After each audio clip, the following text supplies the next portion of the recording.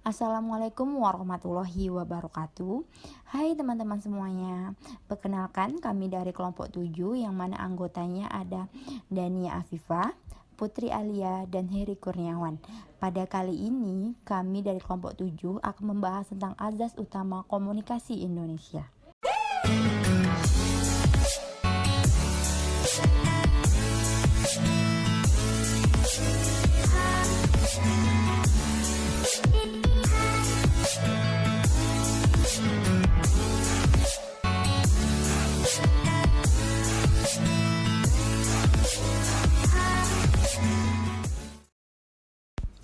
Baiklah, di sini saya Putri Alia. Di sini saya akan menjelaskan materi pertama yaitu filsafat Pancasila. Pancasila merupakan ideologi atau pandangan hidup dan filsafat dasar bangsa Indonesia. Pada hakikatnya, ideologi atau pandangan hidup dan filsafat dasar Pancasila merupakan azas yang kebenarannya telah diyakini. Ideologi Pancasila yang mencakup kedaulatan rakyat dan negara kesejahteraan itu sangat menentukan sistem komunikasi Indonesia atau cara manusia Indonesia berkomunikasi dengan baik sebagai individu maupun sebagai anggota masyarakat dan warga negara Indonesia. Selanjutnya membahas tentang nilai-nilai dasar. Pandangan hidup bangsa Indonesia dirumuskan dalam pembukaan Undang-Undang Dasar tahun 1945 yang terdiri atas 5 rumusan yang disebut Pancasila, yang memiliki nilai-nilai dasar bagi manusia Indonesia dalam bermasyarakat, berbangsa, dan bernegara, termasuk juga dalam berkomunikasi dan melakukan pikiran dengan lisan dan tulisan, yang mana rumusan itu berbunyi, negara Republik Indonesia yang berkedaulatan rakyat berdasarkan kepada 1. Ketuhanan Yang Maha Esa. Dalam sila ketuhanan Maha Esa diyakini bahwa alam semesta dan itu dengan seluruh isinya, termasuk juga manusia, adalah ciptaan Tuhan Yang Maha Esa, serta merupakan satu kesatuan yang bulat dan utuh. Penerapan sila ini berarti menghormati setiap orang atau warga negara atas berbagai kebebasannya seperti menganut agama dan kepercayaannya masing-masing. Kedua, kemanusiaan adil dan beradab. Nilai-nilai dasar tercakup dalam sila kemanusiaan adil dan beradab juga bermakna bahwa adil menunjukkan bahwa manusia adalah makhluk individu dan beradab menunjukkan bahwa manusia adalah makhluk sosial. Dan ketiga, persatuan Indonesia. Sila Persatuan Indonesia merupakan nilai dasar untuk mewadahi masyarakat Indonesia yang bersifat majemuk dari segi ras, suku, agama, dan aliran politik. Dan yang keempat, sila kerakyatan dipimpin oleh hikmah kebijaksanaan dalam permusyawaratan atau perwakilan, yang mana dalam sila ini bermakna bahwa yang terbaik bagi bangsa dan negara Indonesia adalah kesepakatan bersama. Dalam permusyawaratan terdapat juga saling penghargaan dan penghormatan terhadap perbedaan pendapat yang merefleksikan sikap toleransi serta berusaha saling memberi dan menerima secara ikhlas untuk mencapai mufakat. Dan sila yang kelima itu keadilan sosial bagi seluruh rakyat Indonesia. Nilai dasar dalam sila keadilan sosial bagi seluruh rakyat Indonesia mencakup keadilan sosial dalam bidang sosial, terutama keadilan dalam bidang ekonomi, agar setiap orang tidak mengejar dengan bebas segala keinginan pribadinya dengan menuruti hawa nafsunya. Secara substansial, sila kelima ini, keadilan sosial bagi seluruh rakyat Indonesia, itu dipahami sebagai kesejahteraan sosial, yaitu suatu prinsip bahwa tidak boleh ada kemiskinan dalam Indonesia merdeka. Yang mana pada 1 Juni 1945 Soekarno menyatakan bahwa dalam Indonesia merdeka tidak boleh ada kaum kapitalnya merajalela, tetapi semua rakyatnya harus sejahtera.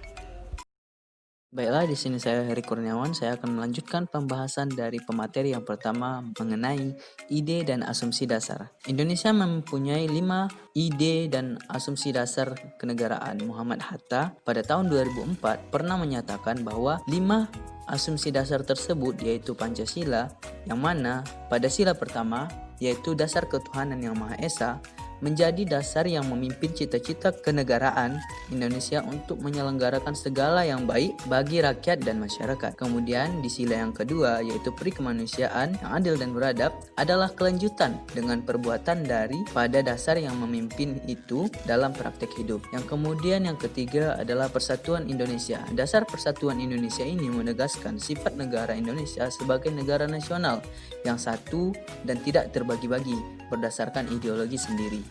Kemudian yang keempat yaitu dasar kerakyatan yang menciptakan pemerintahan yang adil, mencerminkan kemauan rakyat yang dilakukan dengan rasa tanggung jawab agar terlaksana keadilan sosial.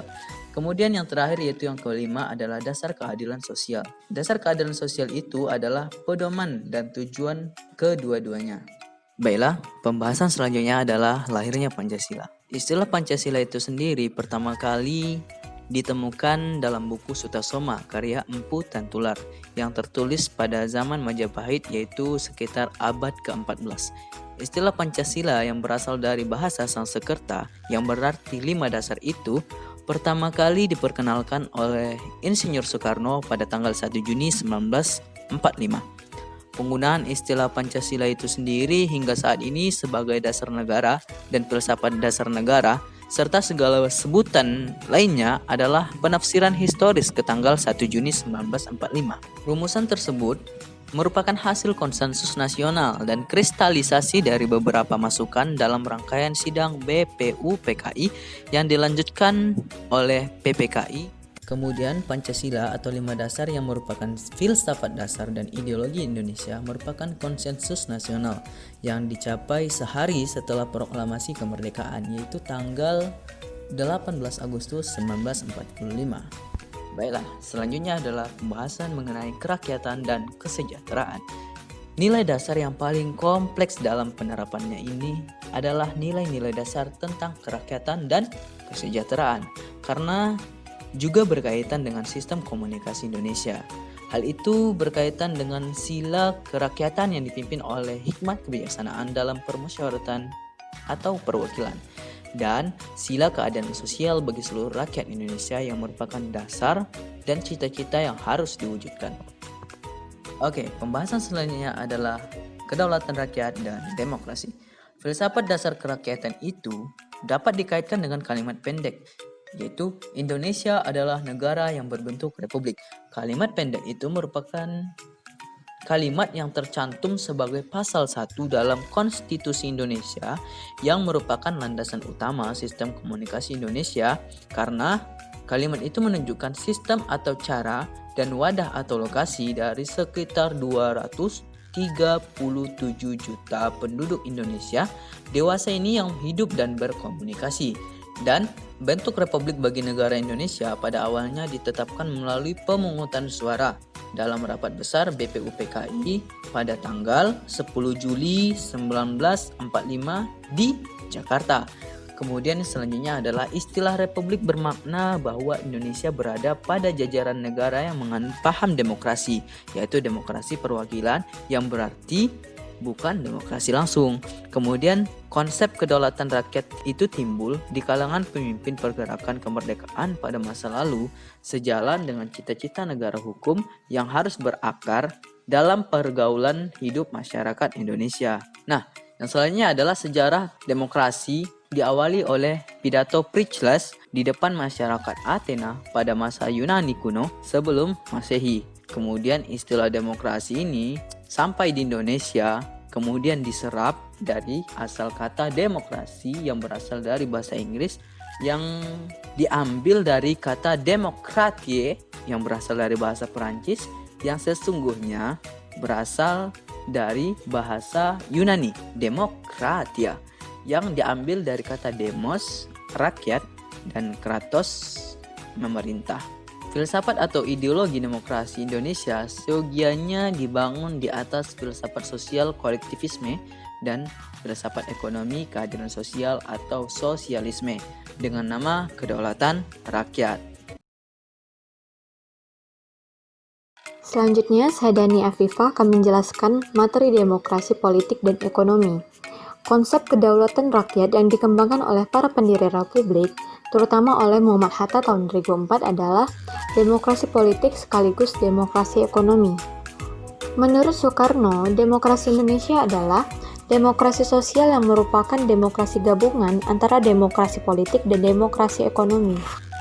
Indonesia yang juga didesain sebagai negara pengurus, itu merupakan istilah Hatta yang dikenal sebagai negara kesejahteraan yang berbeda dengan negara jaga malam dalam sistem demokrasi liberal dan negara kekuasaan dalam sistem komunis atau diktator proletariat.